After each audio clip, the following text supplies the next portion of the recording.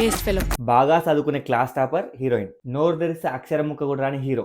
But వీడికి చిన్నప్పటి నుంచి పెద్ద మ్యూజిషియన్ అవ్వాలని చెప్పి కోరిక. వాడి డ్రీమ్ అది. వీళ్ళ మధ్యలో ఈగో క్లాసెస్. అల్టిమేట్ గా హీరో హీరోయిన్ కలిసిరా లేదా, వాడి గోల్ అచీవ్ అయిందా లేదా. ఇది స్టోరీ. చాలా simple one line story. So ఇక్కడ పాయింట్ వచ్చేసి స్టోరీ సింపుల్ ఆ స్టోరీ రొటీన్ ఇవన్నీ పక్కన పెడితే మనల్ని మూవీ 2.5 hours ఎంగేజ్ చేసిందా లేదా ఆ పాయింట్ లో మాట్లాడుకుందాం. ఈ మూవీకి ఫస్ట్ హాఫ్ బిగ్గెస్ట్ ప్లేస్ అనేది. ఈ ఫస్ట్ హాఫ్ లో హెవీ అంటే హెవీ పడి పడి దోలుకునే కామెడీ సీన్స్ పడ్డాయి. ఎస్పెషల్లీ ఇంటర్వెల్ ముందు పడే కామెడీ మాత్రం హెవీగా నవ్వుకున్నానైతే. ఈ ఫస్ట్ హాఫ్ లో ఇంత మంచి కామెడీ పడడానికి మెయిన్ రీజన్ వచ్చేసి హీరో చుట్టుపక్కల ఫ్రెండ్స్ గ్యాంగ్. ముగ్గురు అబ్బాయిలు ఒక అమ్మాయి. హీరోతో పాటు వీళ్ళు కూడా ample amount of fun generate చేస్తూనే ఉన్నారు. ఈ 5గురు ఫ్రెండ్స్ గ్యాంగ్ మధ్య పడే ప్రతి ఒక్క సీన్ హిల్లేరియస్ గా వర్క్ అవుతుంది నాకైతే. మిగతా వాళ్ళ సంగతి పక్కన పెడితే నేను మాత్రం వీళ్ళ 5గురు కామెడీ వచ్చిన ప్రతిసారి పడి పడిన ఒక లిటరల్ థియేటర్లకి పడి పడిన ఒక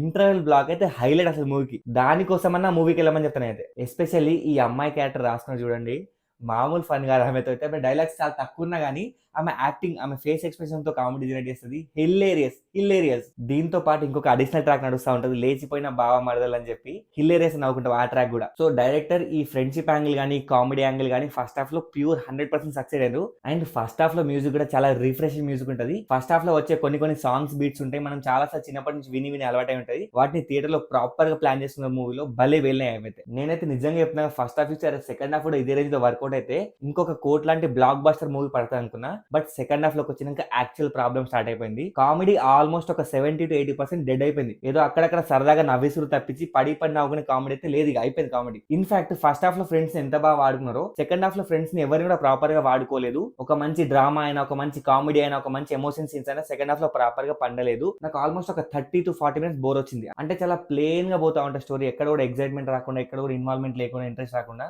టు బి వెరీ ఫ్రాంక్, ఈ మూవీ సెకండ్ హాఫ్ చూసినంత సేపు నాకైతే ఉయ్యాల జంపాల మూవీ గుర్తొచ్చింది. అక్కడ ఏదైతే స్టోరీ ఉందో యాజ్ ఇట్ ఇస్ అదే స్టోరీ సెకండ్ హాఫ్ లో ఉంటుంది. దాని వల్ల నాకు ఎక్కడ కూడా ఒక కొత్త సినిమా చూసిన ఫీలింగ్ మాత్రం రాలేదు. జస్ట్ యాక్టర్స్ మాత్రమే కొత్త యాక్టర్స్ లెక్క ఉన్నారు కానీ స్టోరీ మొత్తం ఉయ్యాల జంపాలు చూసినట్టే అనిపించింది నాకైతే. అండ్ సెకండ్ హాఫ్ లో కొన్ని ఎమోషన్ సీన్స్ పడతాయి సాయి కుమార్ గారితో, అవి అంత ప్రాపర్ గా రాసుకోలేదు, అంత ప్రాపర్ గా సినిమాలు కుదరలేదు అనిపించింది నాకు. ఎందుకు వాటికి ప్రాపర్ బేస్ లేకుండా పోయింది. అక్కడ సాయి కుమార్ గారైనా, రోషన్ అయినా, శ్రీదేవి అయినా ఎంత మంచి పర్ఫార్మెన్స్ ఇస్తున్నా కానీ స్టోరీలో రాసుకున్న సీన్ లో బలం లేకపోవడం వల్ల అంత సరిగా పేర్లేదు. అండ్ ఈ సెకండ్ హాఫ్ లో లేచిపోవడం అనే ఒక కాన్సెప్ట్ ని నాన్ స్టాప్ గా ఫ్రమ్ ద బిగినింగ్ నుంచి ఎండింగ్ వరకు వాడుతూనే ఉన్నారు.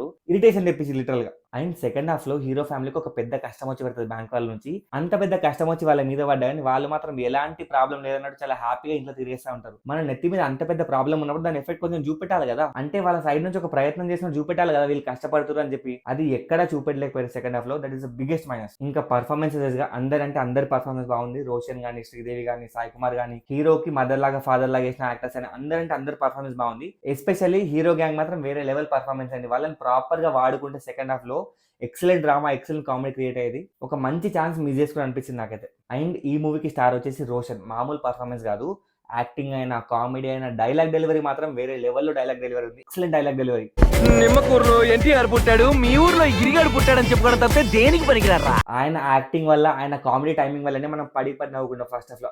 అంత మంచి పర్ఫార్మెన్స్ ఇచ్చాడు ఆయన. శ్రీదేవి కూడా ఉన్నంతలో బాగానే చేసింది అనిపించింది. క్యారెక్టర్ కొంచెం అంత గొప్పగా రాసుకోలేదు సెకండ్ హాఫ్ లో. మిగతా వాళ్ళందరూ బాగానే చేశారు. ఫ్రెండ్స్ గ్యాంగ్ మాత్రం హైలైట్. పర్ఫార్మెన్సెస్ కాకుండా ఈ మూవీకి సెకండ్ మేజర్ హైలైట్ అంటే మ్యూజిక్ అండి.